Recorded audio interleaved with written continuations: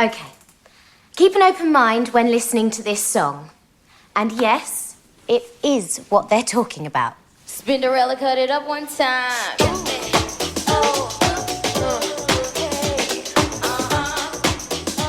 It's got a nice little groove to it. Yeah, this is good. Yeah, I like this. Come on. It is all about sex. Why shouldn't we be talking about it? Or singing about it. Rather than just thinking about it. That was a clip from Song for Marion, and I'm delighted to be joined by its star, Gemma Arterton. How are you? I'm very well, thank you. It's been a while, but I think Arterton fans can rest assured that we've got several good movies from you coming out over the next few months, haven't we? That's right. I think there's 4 in the next before May. Yeah. So it's sort of has happened like that in my career so far, where there's been like a big influx of my movies, and then quiet for a couple of years, and while I make them. It's refreshingly uncynical, isn't it? Song for Marion. I mean, its heart is in the right place. Yeah, it turned out that way. Yeah, I think. What was the script? A horror thriller or something? And it turned out something completely different. I think the original script was a bit more raw, actually, right. But then I think when you're reading it, just you in your room or whatever, you don't see the charm, from the actors that the actors brought. So all of the choir were really, really funny and charming and sweet, and I think the movie ended up actually being much more charming and it's about life and death and old age and losing people and grief, and yet it's uplifting, and I think it ended up that way. So you play Elizabeth, isn't it? Who's a choir master of a group of singing seniors. Yeah. And I've got to say to people listening, there is something amazing about seeing Vanessa Redgrave belt out Crazy by Niles Barkley. Yeah, I know. I never expected that in a million years. And let's talk about sex. Yeah. Did she know about these songs already? I can't imagine it.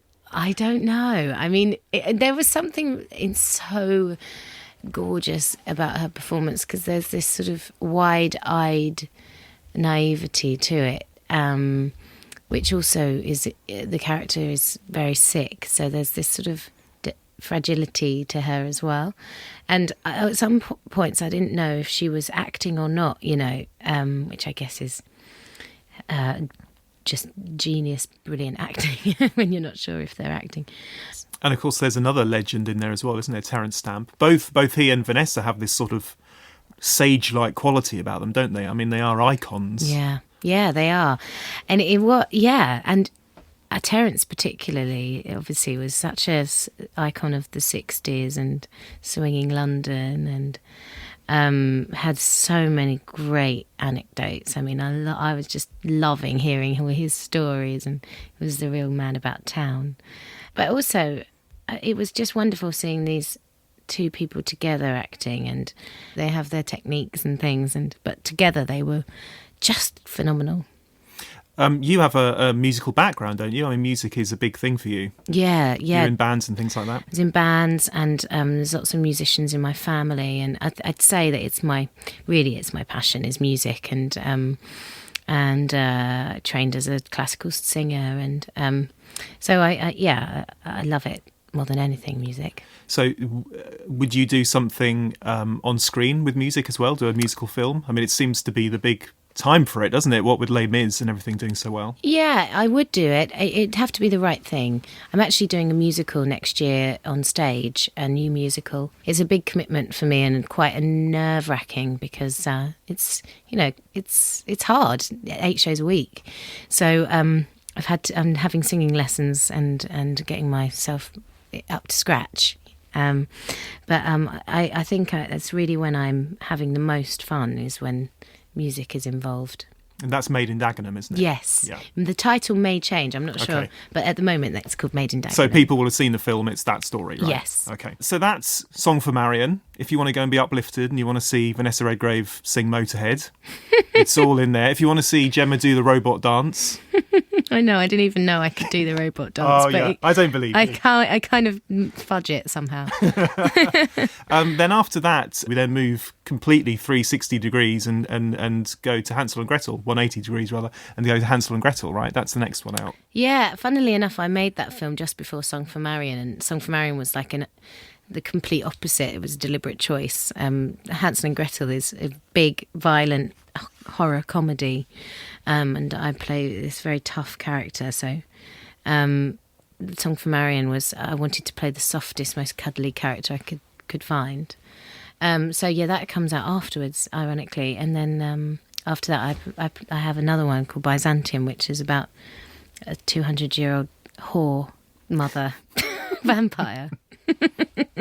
What kind of research can you do for that? Well, lots of prostitute research, and I mean a lot. And I had to go into. She's a lap dancer, and so I had to go and do a bit of lap dancing research, and but also, you know, she's this wonderfully maternal character, so I had to draw on a lot of my own experiences with my mother, and it was a really great character. Well, there's actually. a lot going on there. It was a great role for me, and I think it's a beautiful film. This is the Neil Jordan movie, right? Yes. Who's already, got previous experience of vampires and mystical movies with Interview with a Vampire and Company of Wolves and things like that. So if we're going to get more of that, then that sounds pretty impressive. It's definitely a mixture of those two films, and for me, Company of Wolves is one of my favourite films, and it definitely harkens back to that in visually and tonally. So, and it's a sort of feminist vampire movie, so it's one for the girls and the boys, but it's a new thing. I'm very proud of it.